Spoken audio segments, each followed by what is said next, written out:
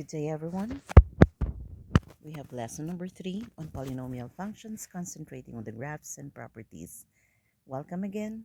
Let us learn with Teacher Jen. For previous lessons, we have lesson 1 concentrated on what a polynomial function is. Lesson 2 concentrated on looking for the zeros of a polynomial function. So particularly in this particular lesson, what is expected of us? 1. To describe the properties of polynomial functions, and of course, to interpret the graphs of polynomial functions. Let us first recall the anatomy of a polynomial function. So we have here again, how do we read it? P of x is equal to a sub n multiplied by x raised to n plus a sub n minus 1 times x raised to n minus 1 plus and so on plus a sub 2 times x raised to 2 plus a sub 1 times x plus a sub 0. This is telling us that we should always write our polynomial function in standard form, meaning to say we have the highest degree term up to the constant. Again, when the polynomial is in standard form, let us remember that the first term is considered to be the leading term. In the leading term is we find the leading coefficient no matter what value of a is. It could be 1, 2, 3, and so on, except it being 0. This one is also telling us that the n here is the degree of the polynomial. Whatever is the value of n becomes the degree of the polynomial. Then, of course, this is followed by whatever terms there are in a polynomial, followed by, we have there, if we have an x squared, that means to say there is a quadratic term. Then if we have an x raised to 1, that is the linear term. Then we have here the constant term, which is denoted by a sub 0. Let us now concentrate on the graphs and properties of a polynomial functions. Let us bear in mind, a polynomial function of degree 2 or higher have graphs that are smooth and continuous. Again, 2 words to remember: smooth, continuous. Taking a look at these examples, we have here graph number 1. There are no breakage in the graph. It is continuous. You can draw the graph from the start to the finish. You don't have to lift your hand. And we can see here no sharp corners. Corners are all smooth. Example number 2, we all have again here smooth round corners, and the graph is continuous. As opposed now to the counter examples, these are not graphs of a polynomial function. Take a look at the first graph. That is looking like a V, and you have there a very sharp corner over here. Let's also take a look at the graph on the right side. There is a breakage of the graph here. So it is discontinuous, making these two examples not graphs of polynomial functions. Again, 2 words, smooth and continuous. Let's consider the properties. The first is the domain. When we talk about the domain, this is the complete set of possible values of the independent variable, which is usually the x. The domain of the function, unless otherwise specified, for that of a polynomial function will always be the set of real numbers. And we can write that in 2 ways. One, in set builder notation. How do we read this again? The domain is the set of all x's such that x is an element of the real number system. Or we can also denote it using the interval notation, where the domain is from negative infinity to positive infinity. Again, we always start reading from the left to the right. So it is incorrect to say that from positive infinity to negative infinity. It would always be from negative infinity to positive infinity. Next, let's take a look at the end behavior of the graph. That would mean to say the left side of the graph and the right side of the graph. The end behavior of a function describes the behavior of the graph of the function at the ends of the x-axis. Considering this graph here, let's consider the left end. So we have here the x, and then we have the f of x. So considering the function in x. As we go to the left, or as x gets more negative, what happens to the value of y? We can see here that f of x also gets negative. Why? Because you have the arrow going down. So that mathematically, we can write this one as As x approaches negative infinity, f of x approaches positive infinity. That's for the left side. Let's consider the right-hand side of the graph. So, as x gets more positive, meaning to say, going to the right, that's increasing and increasing, increasing, what happens to the value of f of x? F of x gets more positive likewise. Again, the presence there of the arrow going up. And mathematically, we write this as x approaches positive infinity, f of x also approaches positive infinity. Of course, that is just one behavior. There are still other behaviors of the graph. Let's see. What are the two things that we should look at in order to determine the end behavior of the function? There are two. One, we have to consider the degree of the p of x or the polynomial. The other, even. And by the way, again, I keep on switching from a p of x, which is our definition before, and an f of x. Those are function notations. The other one is the sign of the leading coefficient to determine what is happening to the graph, either a positive leading coefficient or a leading coefficient. These two must be together in order for us to be able to determine how the graph would behave at the ends of the axis. Let's consider the even degree polynomial. Even meaning to say you have 2, 4, 8, and so on. The graph would always look like the basic function. The basic quadratic function is either a smile or a frown. Let us have this. Both ends are up. When do we have here a graph of a polynomial function where both ends are up? Let's take a look at the example given here. You can see here that the leading coefficient is 1. It is positive. What about the degree? It's even, which is 2. So it's even, positive, and how do we look at the graph? Both ends are up. Again, even, positive, both ends are up. So it's just like, again, looking at yourself in the mirror with both of your hands up there. Remember that. Next, for even degree polynomial where both ends are down or what we consider a frown, let's take a look at the example. The leading coefficient is negative. The degree is given to be 2, which is even. And what can we say about the arrows?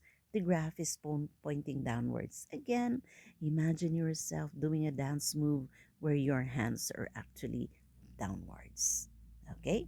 That is even degree with negative leading coefficient. What about for the odd degree polynomial? Let's take a look at this example. The leading coefficient is positive. And let's take a look at the degree. The degree is odd. It's 3. What can we say about the end behavior? Look at the left side, it's going down. Look at the right side, it's going up. Again, imagine yourself in the mirror with your right hand up and your left hand down doing a dance, whatever dance that would be. Again, a degree where we have here the left end is up and the right end is up. The left end is down and the right end is up. That would be considering a positive leading coefficient. Then, if it's the other way around, the left end is up and the right end is down, the negative one there is the leading coefficient, but still the degree would still be an odd number. So again, imagine yourself facing the mirror with your left hand up and your right hand down rather. Okay, these are examples are taken. I have taken this from https mathbitsnotebook.com.algebra2. Thank you. Let's also consider the third property, the zeros of a polynomial function, which was our lesson number 2. Zeros are the values of x for which p of x becomes 0, meaning to say, when you evaluate the polynomial at that value of x, you will always get a 0. But what are zeros again? These are the reminders that we have to take note of. 1. The number of zeros is equal to the degree of the polynomial. And that would be taken from the fundamental theorem of algebra. Also, the zeros are the roots of the polynomial or roots of the equation. Let's go back to that first notation where the number of zeros is equal to the degree of the polynomial function in x. Why? Because we consider all the zeros, may it either be real or imaginary. We count the real, we count the imaginary, in order that we will complete the number of zeros to be equal to the degree of the polynomial. Not only that, we also have to count how many times the zeros were repeated. All right? Again, the number of zeros is equal to the degree of p of x. Generally also, the fundamental theorem of algebra would tell us that every polynomial function would always have one real zero. That real zero could either be rational or it could be irrational. Next property of the graph, the x-intercept. Now, what is the difference between the zeros and the x-intercepts? All right, here we have it. The real zeros of a function p of x would correspond to the x-intercept. Again, only the real zeros. You do not see what is imaginary, right? It's imagined and you can see it. So we have here the x-intercepts are the real zeros and these are plotted in the x-axis. Okay? So if that is the case, then the number of x-intercept may not be equal to the number of zeros. It may be equal to the number of zeros, but it could also be less than the number of zeros. Okay? In the x-intercepts, again, emphasis. The degree of the polynomial function is equal to the number of zeros, but not necessarily the number of x-intercepts, because in the degree, in the number of zeros, we count the imaginary, we count the repetition. But for the x-intercepts, we count what is plotted on the x-axis. We will see that when we will discuss given examples of graphs. Next property, we have the y-intercept. The y-intercept is the point 0, p of 0, meaning to say this is the point where the graph crosses the y-axis. And since this is a polynomial function, there will only be one y-intercept, one point where the graph will cross the y-axis. That is from the definition of a function. Since we are going to set x to 0, then we solve for y or p of 0, then what is the shortcut? Simply take the constant in the polynomial function. What if there is no that is our a sub 0? What if there is no a sub 0? Then it is understood that the y-intercept would be 0. Okay? Next, we also have to consider the number of turning points. What are these? If we are graphing manually, we cannot really identify exactly where that turning point is. We will only see where it is located. So in general, if p of x is a polynomial function of degree n, then the graph of p of x has at most n minus 1 number of turning points. Like say for example, when n is equal to 6, what is the number of turning points? There will be, if everything is real, then we have there 5. But most specifically, we say the number of turning points may be less than or equal to 5. That is n minus 1. 6 minus 1 gives us 5. Let's take a look at the features of a polynomial function from what was discussed previously.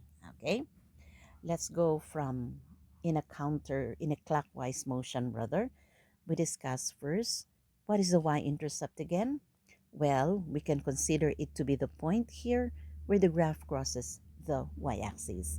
So we can consider the point 0, 12, or we can take the other definition, which is the y value when x is 0. So any of the two, we are accepting 0, 12, or 12 only. Then we take a look at the x-intercepts here. We have 1, 2, 3. These are the x-intercepts. How many did we count? Again, 1, 2, 3. These are the x-intercepts. X-intercepts. It is the point where the graph crosses the x-axis. So we can write it in that manner. Let's have -3, -1, and of course we have here 2. Or if we're going to write it in point form, then we have -3, 0. Then we have -1, 0. Then we have 2, 0. We can see here that there are only 3 x-intercepts. But what about the zeros? Starting from here, or starting from negative 3, the point negative 3, 0 was crossed by the graph neatly, which indicates that negative 3 is a single zero. And when written in factored in as a factor, that is x plus 3. Okay, the graph crossed the x-axis neatly. Let's consider this point here where there seems to be an inflection point where there is a curvature, but the graph continued up from an up motion, still up. This indicates that we now have a negative 1, which is a triple zero. So if we're going to write that in factored form, that's the cube of the sum of x and 1. What is the indication again of this type of inflection or this type of behavior of the graph along the x-axis? That we have here a triple zero. Can we have 5 zeros repeated? Yes, but generally we take the least number of repetition, and that is aside from 1, that is triple. Then we consider this point in the graph. We take a look at that from a going down motion of the graph. When it reached the x-axis, it immediately turned without crossing the x-axis. So it only touched the x-axis, then it turned. What is the implication of this type of behavior of the graph? We can see here a double zero. Take note, that is a clean curvature. And when written in factored form, we have the square of x minus 2. This, again, the graph just touched the x-axis, then it turned. All right? This is also considered as a turning point. So how many zeros are there? How many zeros are there? You have 1, 1, 2, 3, so that makes it 4. Then 1, 2, that makes it 5. 5 zeros with 3 x-intercept, considering that there are repeated zeros. Next, we take a look at the end behavior of the graph. It's going up. The end behavior here is also going up. So, what is the implication of this end behavior we're in? We have there both arrows are pointing up. We have, again, even degree. Even degree. And what can we say about the leading coefficient? Positive leading coefficient. All right? We also consider here there are 2 points marked local maximum and a turning point. We have there the term local, while we have here below it's global. Meaning to say, when we say local, that is the highest point that the graph can reach in between the ends. We know that the domain of this one will be from negative infinity to positive infinity. But in between the ends of the graph, that is the highest point that the graph can reach. So it's called a local maximum. We take a look at here. This is considered a global minimum as well as a turning point. So global minimum means to say we can no longer see a graph below this global minimum. In between the zeros or in between the ends, no more graph. This is the lowest that the graph can reach. That's why it's called a global minimum. How many turning points are there? We do not count the inflection as a number of turning points. So how many turning points are there? 1. That is from down to up. That's 1. Then this is up to down. That's 2. And then down to up. That's 3. So number of turning points is 3. Let's clean this up and see what are the properties based on the features that was discussed here. Okay, let's see. We have here, what is the domain of the function? Well, as we have said, it would always be the set of real numbers. The domain is equal to the set of all x such that x is equal to the set of real numbers. Next, the p of x has an even degree and a positive leading coefficient. Why again? We have here both arrows are pointing up. Next, we have the x-intercepts. How many are there? There are 3. You have negative 3, negative 1, and 2. We don't count the repetitions. It's what we see in the graph. These are the points where the graph crosses the x-axis or where the graph touches the x-axis. Then, from the x-intercepts and how we look at the graph, what are the zeros of the function? Negative 3 once, negative 1 thrice, and 2 twice, making that a count of 5. 3, sorry, that's 3, 4, 5, 6. I'm sorry and I stand corrected. It should not be 5, it's 6. Negative 3 once, negative 1 thrice, that would make it 4, and 2 twice, that is considered to be 6. That is why the graph is pointing up. What is the y-intercept again? That's considered to be the 12 or 0, 12. It's where the graph crosses the y-axis. How many turning points did we count a while ago? We have there 3 turning points. And if we are asked the polynomial function in factored form, then we have here p of x is equal to the a multiplied by, you have here the 0, which is negative 3, written in factored form is x plus 3. This negative 1 thrice is written in factored form as the cube of x plus 1. And you have here 2 twice is considered as the square of x minus 2. I'm not going to discuss how we are going to get the value of a there. That would be taken in another lesson.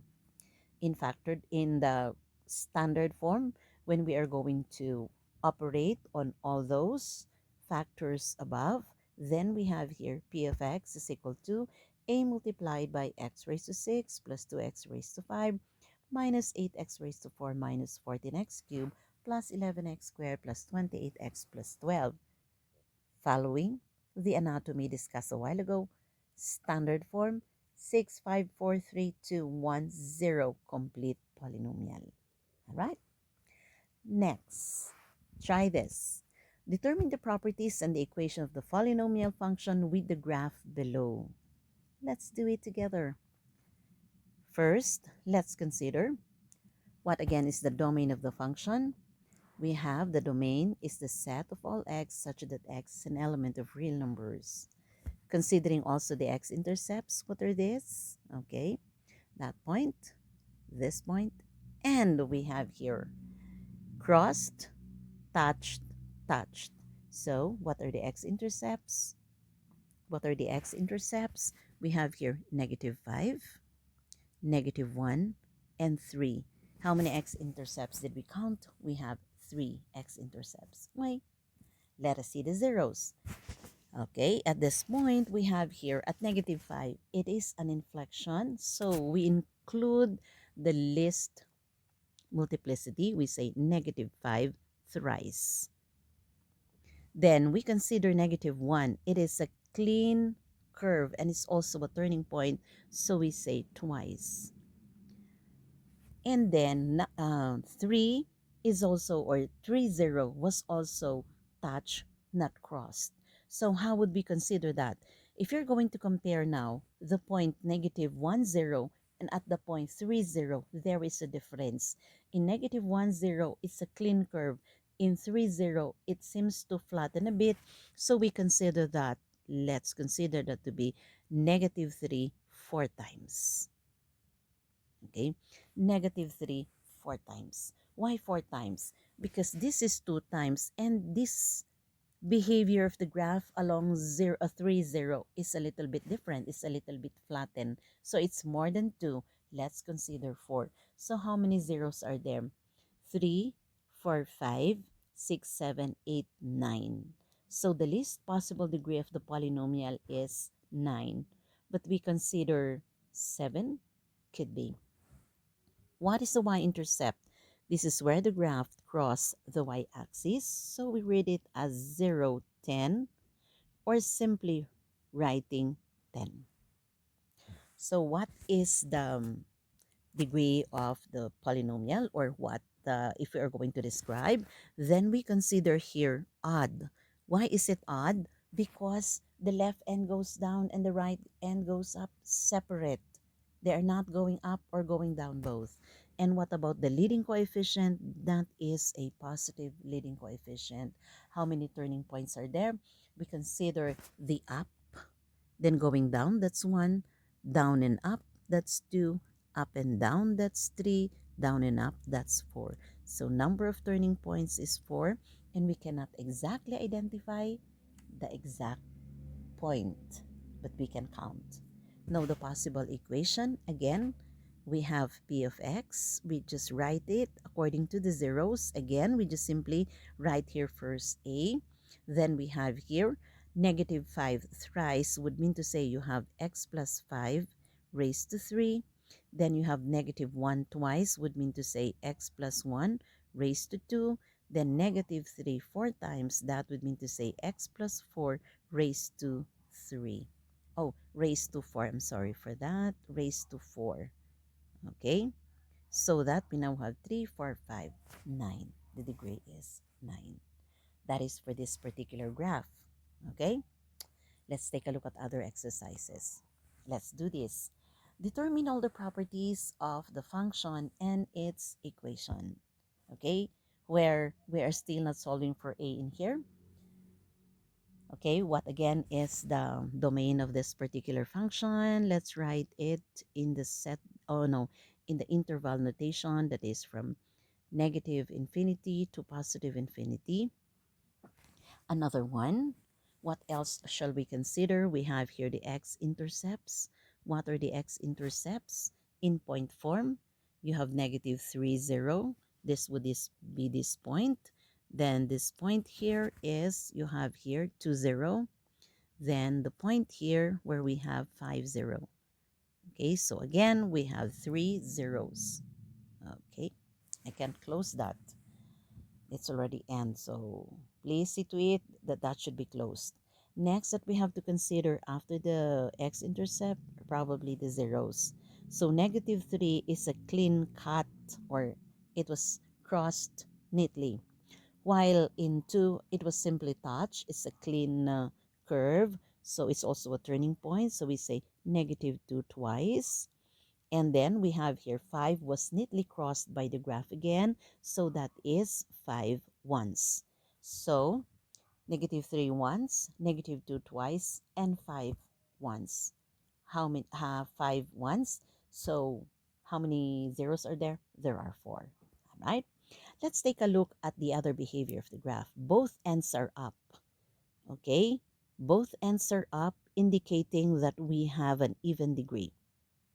Okay, even degree. Then you have here a positive leading coefficient.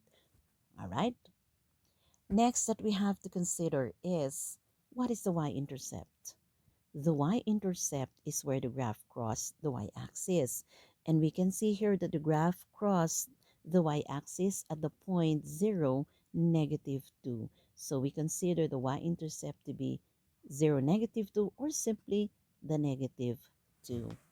And for this one, there is a local minimum and a global minimum. This is the local minimum, and this is the global minimum. This is the lowest point that the graph can actually reach down. So, since there is a global minimum, we can actually consider the range. And what is the range of this polynomial function?